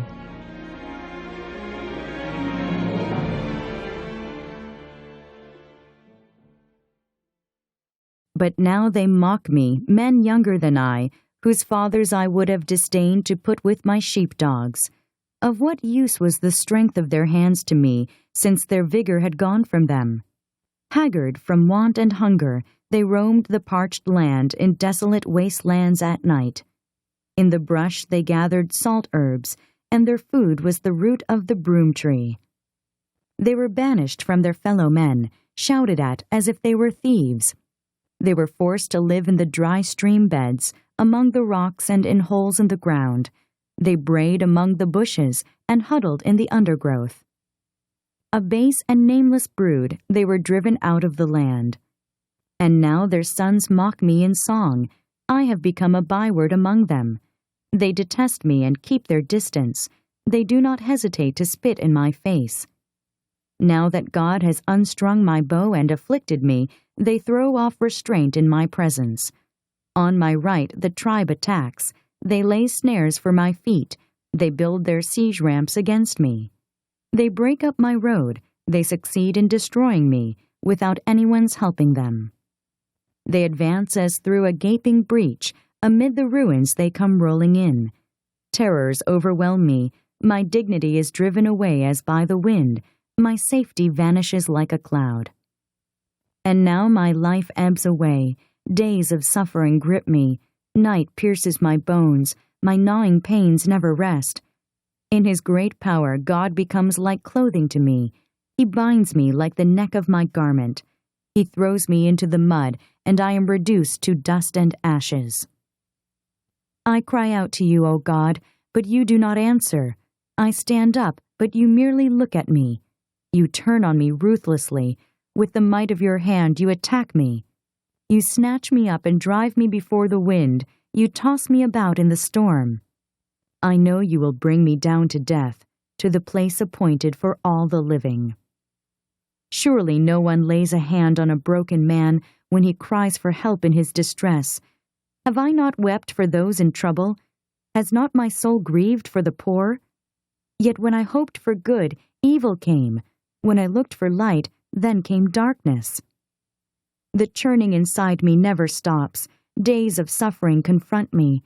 I go about blackened, but not by the sun. I stand up in the assembly and cry for help. I have become a brother of jackals, a companion of owls. My skin grows black and peels. My body burns with fever.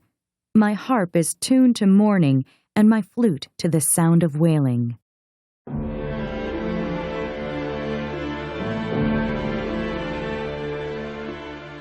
Job, chapter 31.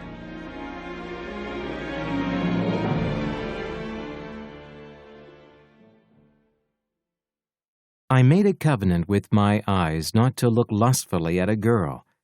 For what is man's lot from God above, his heritage from the Almighty on high? Is it not ruin for the wicked, disaster for those who do wrong?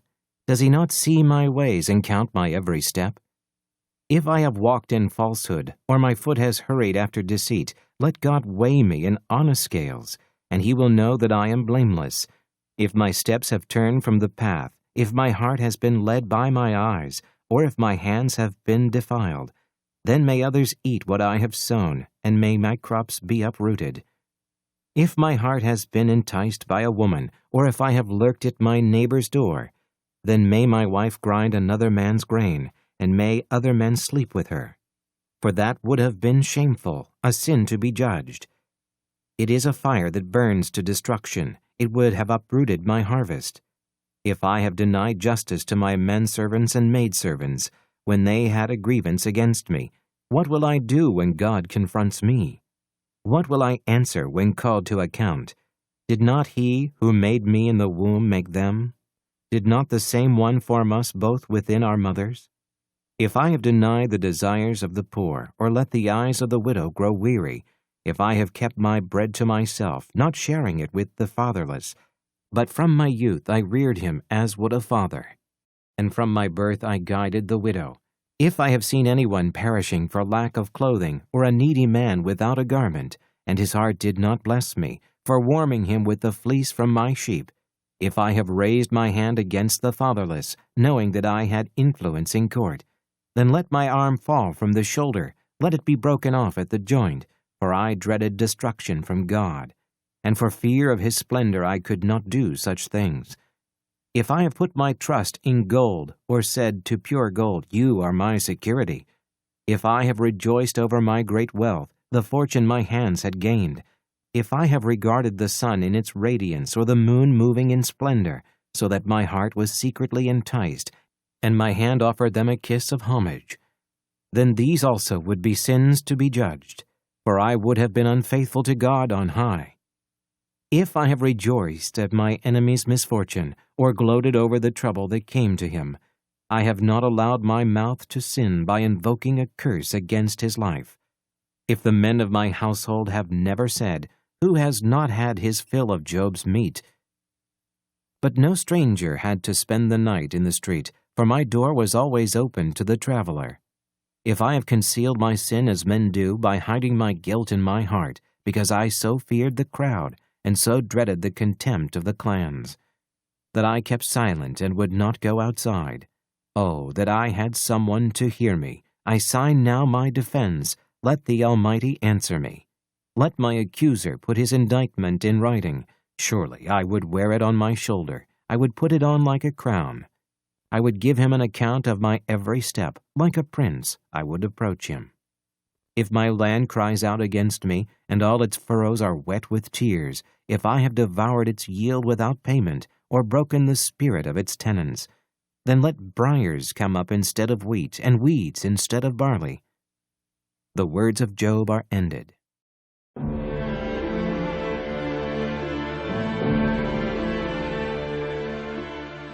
Job, chapter 32.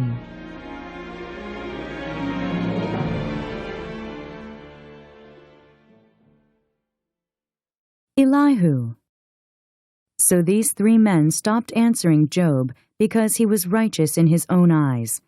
But Elihu, son of Barachel the Buzite of the family of Ram, became very angry with Job for justifying himself rather than God.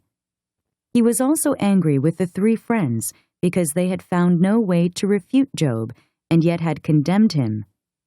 Now Elihu had waited before speaking to Job because they were older than he. But when he saw that the 3 men had nothing more to say, his anger was aroused. So Elihu, son of Barachel the Buzite, said, I am young in years, and you are old. That is why I was fearful, not daring to tell you what I know. I thought, age should speak, advanced years should teach wisdom. But it is the spirit in a man, the breath of the Almighty, that gives him understanding. It is not only the old who are wise, not only the aged who understand what is right. Therefore I say, listen to me. I too will tell you what I know. I waited while you spoke. I listened to your reasoning. While you were searching for words, I gave you my full attention. But not one of you has proved Job wrong. None of you has answered his arguments. Do not say, we have found wisdom. Let God refute him, not man. But Job has not marshaled his words against me, and I will not answer him with your arguments. They are dismayed and have no more to say. Words have failed them. Must I wait now that they are silent, now that they stand there with no reply? I too will have my say. I too will tell what I know. For I am full of words, and the spirit within me compels me. Inside I am like bottled up wine, like new wineskins ready to burst. I must speak and find relief. I must open my lips and reply. I will show partiality to no one, nor will I flatter any man, for if I were skilled in flattery, my Maker would soon take me away.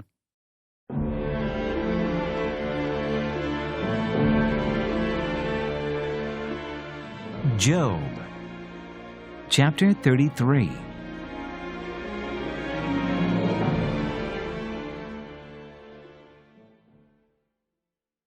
But now, Job, listen to my words. Pay attention to everything I say. I am about to open my mouth. My words are on the tip of my tongue. My words come from an upright heart. My lips sincerely speak what I know. The Spirit of God has made me. The breath of the Almighty gives me life. Answer me then if you can. Prepare yourself and confront me. I am just like you before God. I too have been taken from clay. No fear of me should alarm you, nor should my hand be heavy upon you. But you have said in my hearing, I heard the very words, I am pure and without sin, I am clean and free from guilt. Yet God has found fault with me. He considers me his enemy. He fastens my feet in shackles. He keeps close watch on all my paths. But I tell you, in this you are not right, for God is greater than man. Why do you complain to him that he answers none of man's words? For God does speak, now one way, now another. Though man may not perceive it, in a dream, in a vision of the night, when deep sleep falls on men as they slumber in their beds, he may speak in their ears and terrify them with warnings, to turn man from wrongdoing and keep him from pride. To preserve his soul from the pit, his life from perishing by the sword, or a man may be chastened on a bed of pain, with constant distress in his bones, so that his very being finds food repulsive, and his soul loathes the choicest meal. His flesh wastes away to nothing, and his bones, once hidden, now stick out. His soul draws near to the pit, and his life to the messengers of death. Yet if there is an angel on his side as a mediator, 1 out of 1,000, to tell a man what is right for him, to be gracious to him and say, "Spare him from going down to the pit. I have found a ransom for him," then his flesh is renewed like a child's. It is restored as in the days of his youth. He prays to God and finds favor with him. He sees God's face and shouts for joy. He is restored by God to his righteous state. Then he comes to men and says, "I sinned and perverted what was right, but I did not get what I deserved. He redeemed my soul from going down to the pit, and I will live to enjoy the light." God does all these things to a man twice, even 3 times, to turn back his soul from the pit, that the light of life may shine on him. Pay attention, Job, and listen to me. Be silent, and I will speak. If you have anything to say, answer me. Speak up, for I want you to be cleared. But if not, then listen to me. Be silent, and I will teach you wisdom.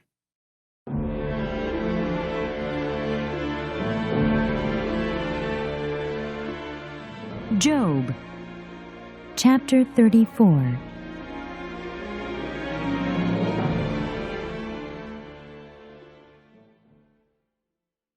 Then Elihu said, "Hear my words, you wise men. Listen to me, you men of learning.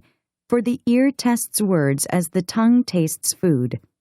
Let us discern for ourselves what is right. Let us learn together what is good." Job says, "I am innocent, but God denies me justice. Although I am right, I am considered a liar. Although I am guiltless, his arrow inflicts an incurable wound." What man is like Job, who drinks scorn like water? He keeps company with evildoers. He associates with wicked men. For he says, "It profits a man nothing when he tries to please God." So listen to me, you men of understanding. Far be it from God to do evil, from the Almighty to do wrong. He repays a man for what he has done. He brings upon him what his conduct deserves. It is unthinkable that God would do wrong, that the Almighty would pervert justice. Who appointed him over the earth? Who put him in charge of the whole world? If it were his intention and he withdrew his spirit and breath, all mankind would perish together, and man would return to the dust. If you have understanding, hear this. Listen to what I say. Can he who hates justice govern? Will you condemn the just and mighty one? Is he not the one who says to kings, "You are worthless," and to nobles, "You are wicked," who shows no partiality to princes, and does not favor the rich over the poor, for they are all the work of his hands? They die in an instant, in the middle of the night. The people are shaken and they pass away. The mighty are removed without human hand. His eyes are on the ways of men. He sees their every step. There is no dark place, no deep shadow where evildoers can hide. God has no need to examine men further, that they should come before him for judgment. Without inquiry, he shatters the mighty and sets up others in their place. Because he takes note of their deeds, he overthrows them in the night, and they are crushed. He punishes them for their wickedness where everyone can see them, because they turned from following him and had no regard for any of his ways. They caused the cry of the poor to come before him, so that he heard the cry of the needy. But if he remains silent, who can condemn him? If he hides his face, who can see him? Yet he is over man and nation alike, to keep a godless man from ruling, from laying snares for the people. Suppose a man says to God, "I am guilty, but will offend no more. Teach me what I cannot see. If I have done wrong, I will not do so again." Should God then reward you on your terms when you refuse to repent? You must decide, not I. So tell me what you know. Men of understanding declare, wise men who hear me say to me, "Job speaks without knowledge. His words lack insight." Oh, that Job might be tested to the utmost for answering like a wicked man. To his sin he adds rebellion. Scornfully he claps his hands among us and multiplies his words against God.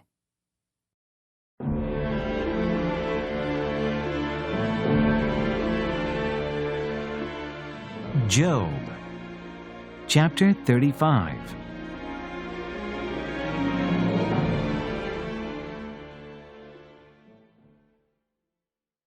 Then Elihu said, "Do you think this is just? You say I will be cleared by God, yet you ask him, what profit is it to me? And what do I gain by not sinning? I would like to reply to you and to your friends with you. Look up at the heavens and see. Gaze at the clouds so high above you. If you sin, how does that affect him? If your sins are many, what does that do to him? If you are righteous, what do you give to him? Or what does he receive from your hand? Your wickedness affects only a man like yourself, and your righteousness only the sons of men. Men cry out under a load of oppression. They plead for relief from the arm of the powerful. But no one says, 'Where is God, my Maker, who gives songs in the night, who teaches more to us than to the beasts of the earth, and makes us wiser than the birds of the air?' He does not answer when men cry out because of the arrogance of the wicked. Indeed, God does not listen to their empty plea. The Almighty pays no attention to it. How much less, then, will He listen when you say that you do not see Him, that your case is before Him, and you must wait for Him, and further, that His anger never punishes, and He does not take the least notice of wickedness. So Job opens his mouth with empty talk, without knowledge. He multiplies words.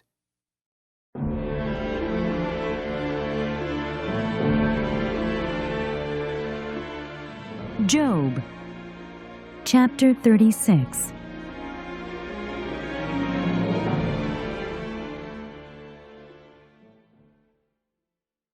Elihu continued, "Bear with me a little longer, and I will show you that there is more to be said in God's behalf. I get my knowledge from afar. I will ascribe justice to my Maker. Be assured that my words are not false. One perfect in knowledge is with you. God is mighty but does not despise men. He is mighty and firm in his purpose. He does not keep the wicked alive but gives the afflicted their rights. He does not take his eyes off the righteous. He enthrones them with kings and exalts them forever.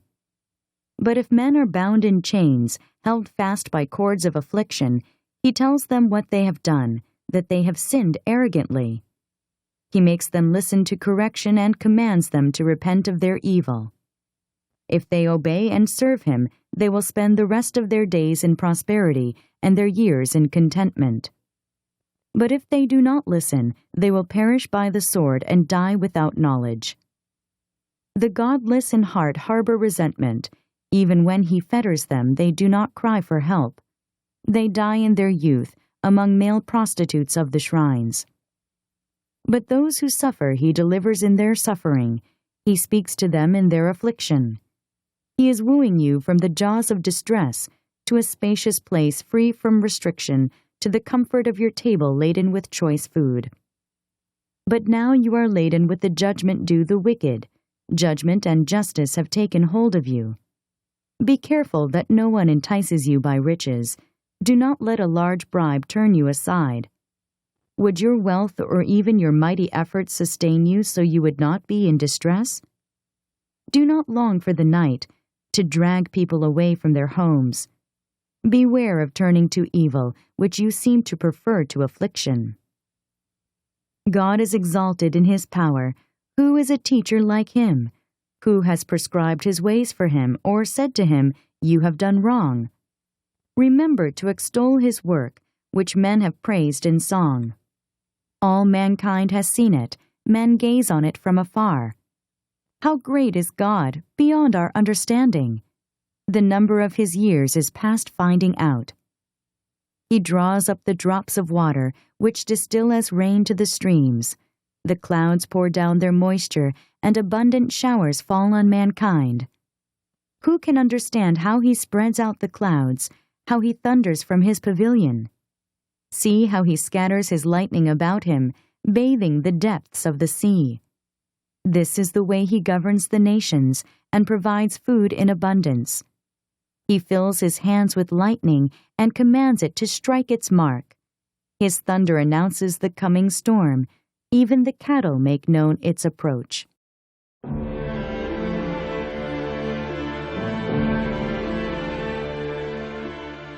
Job, chapter 37.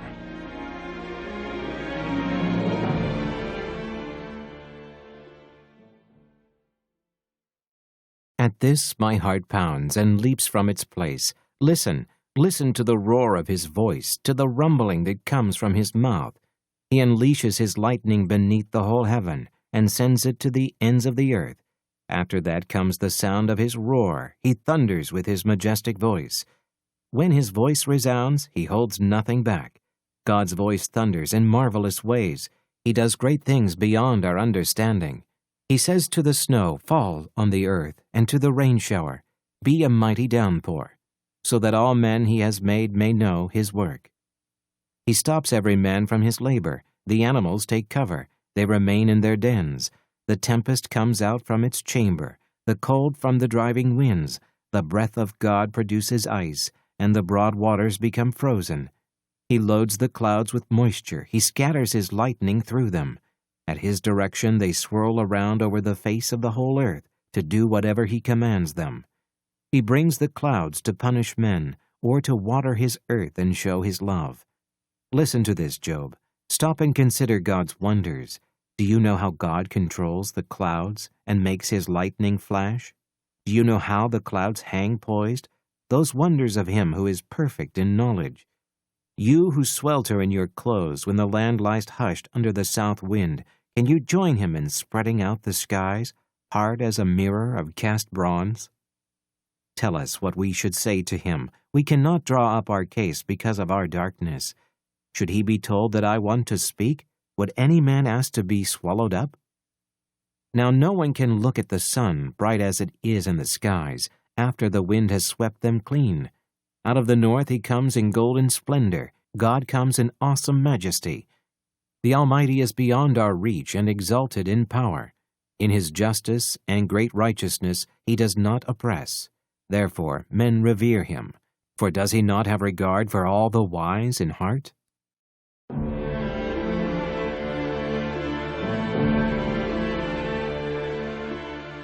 Job, chapter 38.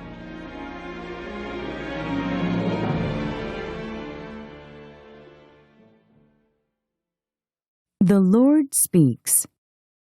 Then the Lord answered Job out of the storm. He said, "Who is this that darkens my counsel with words without knowledge? Brace yourself like a man. I will question you, and you shall answer me. Where were you when I laid the earth's foundation? Tell me if you understand. Who marked off its dimensions? Surely you know.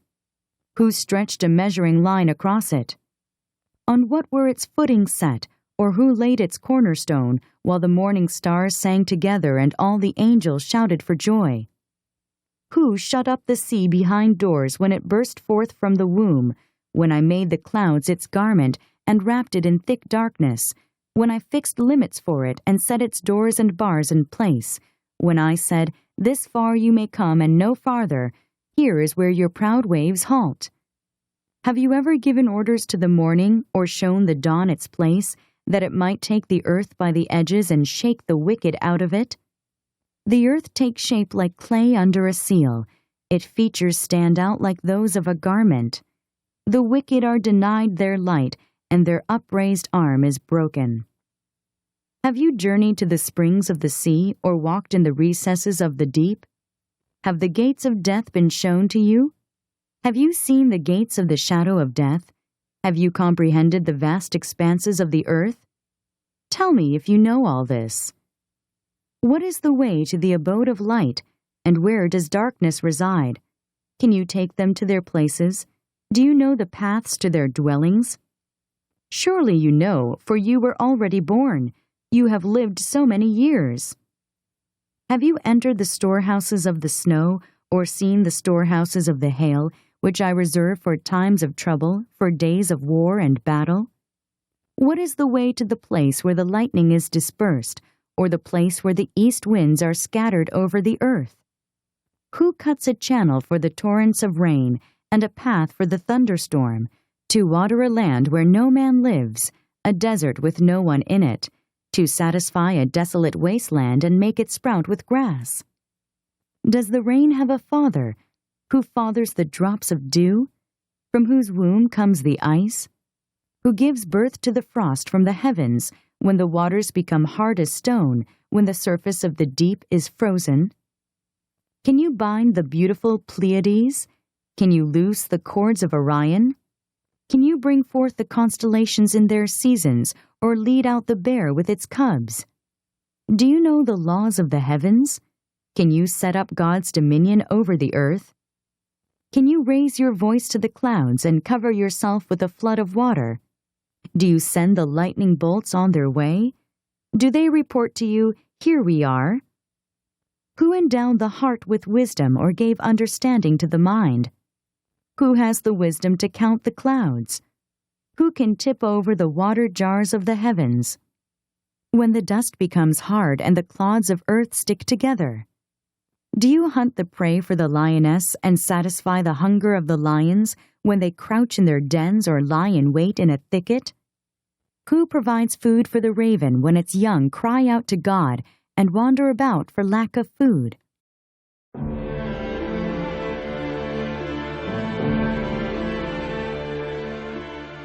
Job, chapter 39.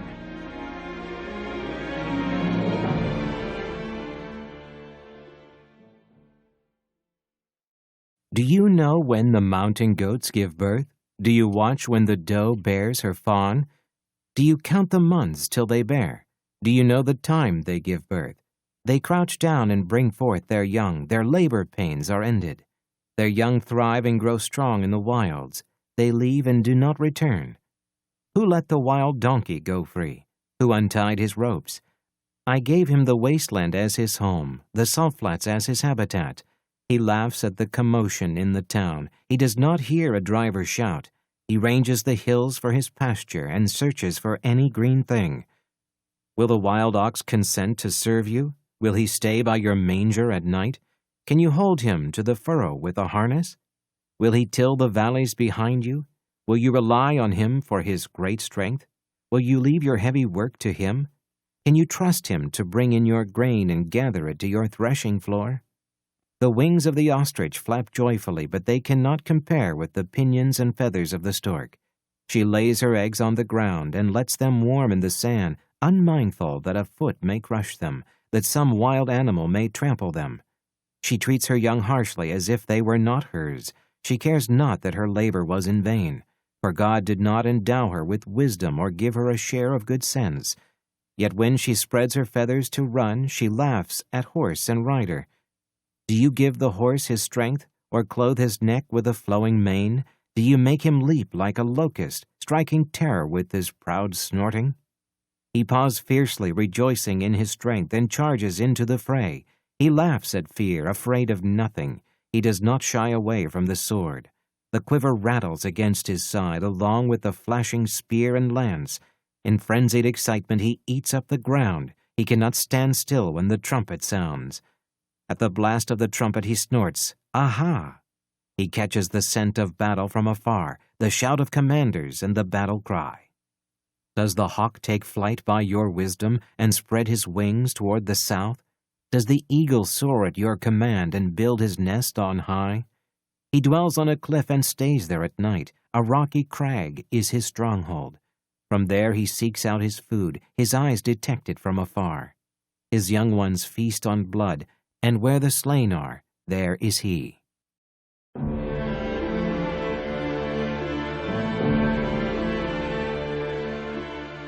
Job, chapter 40.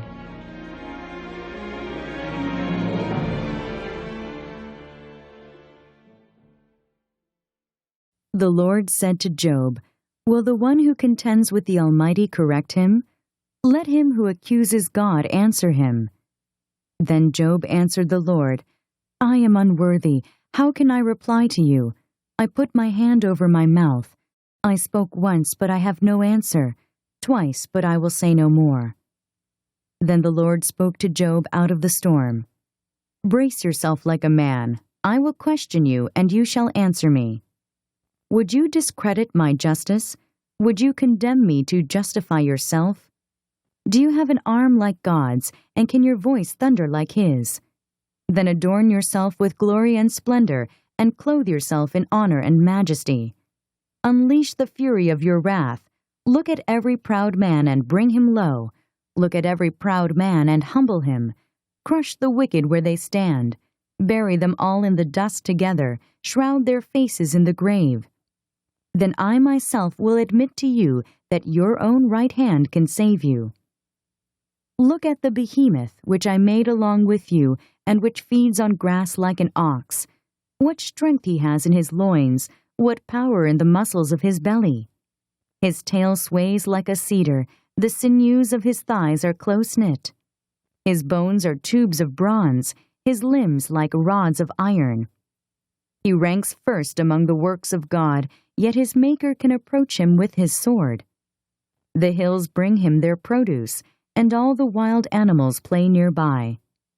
Under the lotus plants he lies, hidden among the reeds in the marsh. The lotuses conceal him in their shadow. The poplars by the stream surround him. When the river rages, he is not alarmed.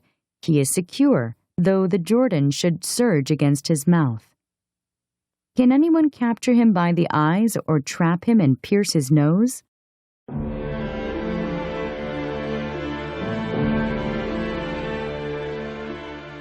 Job, chapter 41.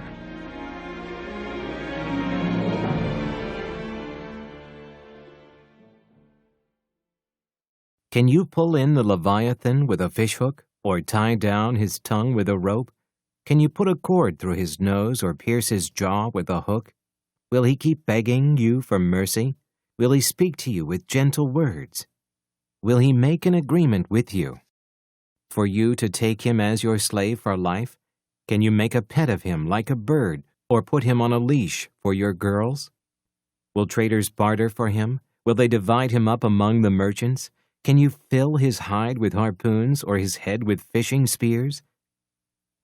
If you lay a hand on him, you will remember the struggle and never do it again. Any hope of subduing him is false. The mere sight of him is overpowering. No one is fierce enough to rouse him. Who then is able to stand against me? Who has a claim against me that I must pay? Everything under heaven belongs to me. I will not fail to speak of his limbs, his strength, and his graceful form. Who can strip off his outer coat? Who would approach him with a bridle? Who dares open the doors of his mouth, ringed about with his fearsome teeth? His back has rows of shields tightly sealed together. Each is so close to the next that no air can pass between. They are joined fast to one another. They cling together and cannot be parted. His snorting throws out flashes of light. His eyes are like the rays of dawn. Firebrands stream from his mouth. Sparks of fire shoot out. Smoke pours from his nostrils, as from a boiling pot over a fire of reeds. His breath sets coals ablaze, and flames dart from his mouth. Strength resides in his neck. Dismay goes before him. The folds of his flesh are tightly joined. They are firm and immovable. His chest is hard as rock, hard as a lower millstone. When he rises up, the mighty are terrified. They retreat before his thrashing. The sword that reaches him has no effect, nor does the spear or the dart or the javelin. Iron he treats like straw, and bronze like rotten wood. Arrows do not make him flee. Slingstones are like chaff to him. A club seems to him but a piece of straw. He laughs at the rattling of the lance. His undersides are jagged potsherds, leaving a trail in the mud like threshing sledge. He makes the depths churn like a boiling cauldron and stirs up the sea like a pot of ointment. Behind him he leaves a glistening wake. One would think the deep had white hair. Nothing on earth is his equal, a creature without fear. He looks down on all that are haughty. He is king over all that are proud.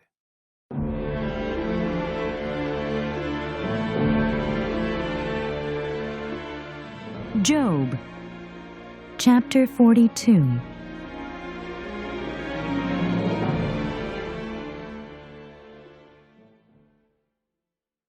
Job.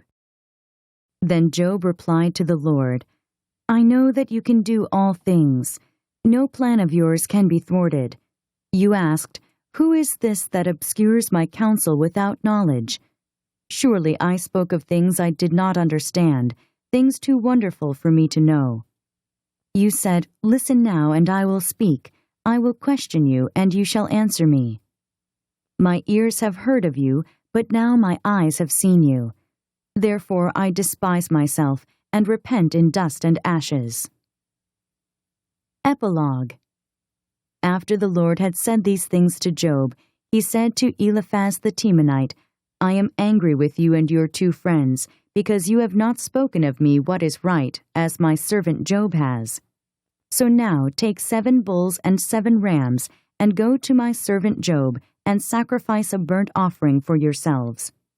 My servant Job will pray for you, and I will accept his prayer, and not deal with you according to your folly. You have not spoken of me what is right, as my servant Job has. So Eliphaz the Temanite, Bildad the Shuhite, and Zophar the Naamathite did what the Lord told them, and the Lord accepted Job's prayer. After Job had prayed for his friends, the Lord made him prosperous again and gave him twice as much as he had before.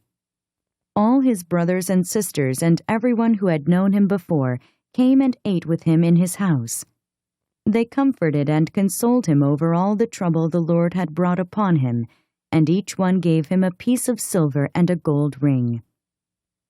The Lord blessed the latter part of Job's life more than the first.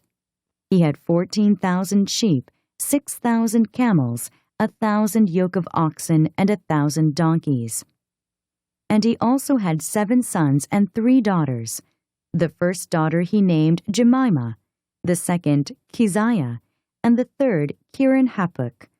Nowhere in all the land were there found women as beautiful as Job's daughters, and their father granted them an inheritance along with their brothers. After this, Job lived 140 years. He saw his children and their children to the 4th generation. And so he died, old and full of years.